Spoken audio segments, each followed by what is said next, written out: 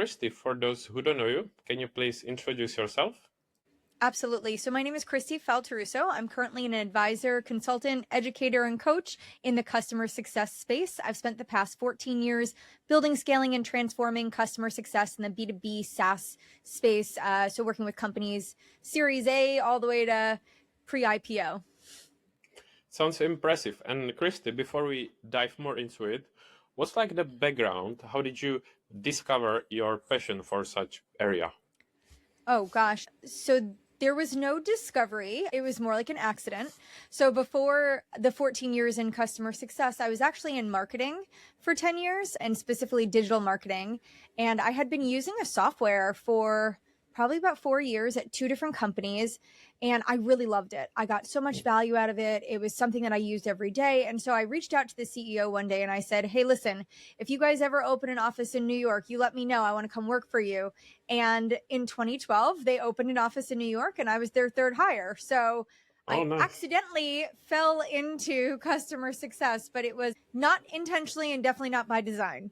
hmm But I think that's actually a good point that if you don't ask or if you don't say that, people don't know. But you being proactive and mentioning that, then maybe they remembered, and that's how it happened, isn't it?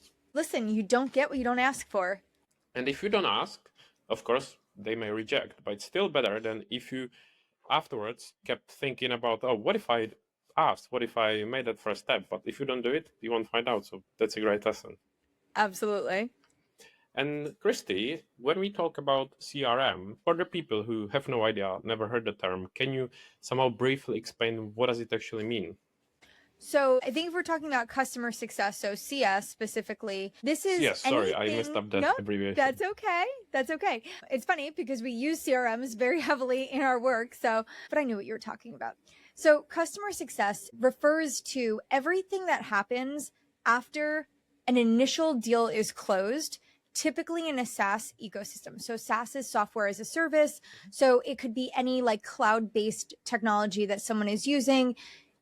Anything that happens after the close is what I refer to it as. And so this could be helping your customers get onboarded onto the product. It could be helping them get value and expand use cases, helping them as you roll out new products, start to figure out how they can adopt it and integrate it into their workflows, managing them through change management. And then of course, obviously getting those customers to stay and grow over time. So I like to think that it's kind of all encompassing. It's a very strategic, it's very tactical, it could be technical, very commercial role. So you're wearing a lot of different hats.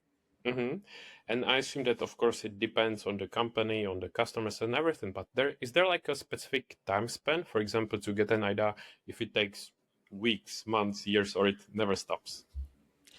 Oh gosh, I'm going to give you sadly my answer to everything, which is it depends. Everything is so nuanced, right? Like if anyone who's listening is familiar with a product like Calendly, where it's a scheduling tool where you can help book your meetings virtually through links, makes collaboration a lot easier, booking meetings easier. Well, it's a very simple tool, right? You probably don't need a lot of training, education, enablement. So that might have a very different motion than if you're using a CRM. So like a Salesforce or a HubSpot or something like that, if you're familiar, those are going to be much more complex and probably need a lot more guidance and support and a different motion. So I give those two examples because I think they're at opposite ends of the same scale, but Yes. help you understand that like customer success looks different because every product, every market, every company, every set of customers, they're all different and they need something designed specific for them. And is there a specific area that you focus on? Any like a niche? Ooh, no, not really, because I've kind of done it all. I've done everything from, like I said, early stage seed companies all the way to pre-IPO. So I've done, early, late stage. I worked with small SMB customers. I worked with large enterprise customers like GE. I have led account management, customer success, onboarding, services, community, marketing. So all of that can actually fall under the remit of a customer success or customer experience leader. And so I've kind of got my hands on a whole bunch of things. And I don't really, maybe I'm not an expert in any specific area. Maybe it's the jack of all trades, master of none sentiment. But I like to think that my career has given me a lot of range. No, I mean, it's understandable because you mentioned 14 years of experience. And I actually saw on your website, I don't remember a specific number, but the number of clients or the companies that you worked with, impressive number. I don't remember a Yeah. specific one, but it was huge. Yeah. So, I mean, I've done a lot of training, education, enablement as part of just all of the work that I've done. And even more recently, my last company, before I went out on my own, and now I'm an advisor and I own my own practice. Before that, I was a CCO, so a chief customer officer at a customer success management solution company. And I oversaw their entire post initial sales team. But what that meant is that I also did a lot of training and education through that. So I would design these webinars, which we refer to as our boot camps, customer success leadership boot camps. And that was actually probably one of my most famous series that I led for years. And I would do them every quarter, and it would be like 5 webinars, 6 webinars in each series.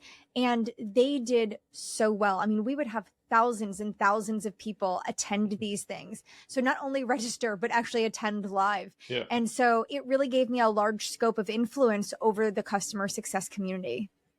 I can imagine it must be, of course, when it's successful, greatly rewarding, but at the same time, it must be such a pressure. As you say, thousands of people, companies, and everyone, and it's on your shoulders. So, what does it feel like for you? It's a very interesting question. I think, listen, at some point in my life and in my career, maybe I had stage fright or I would be more timid about certain things like this. But I think over the years, I felt so comfortable in talking about the work that I do, the failures that I've made, the successes that I've had. And so it became really natural. And honestly, the fun thing about doing things virtually, like a webinar or something like that, is you can't see anybody. And so I could have thousands and thousands of people in the room, and maybe I only see my co-host.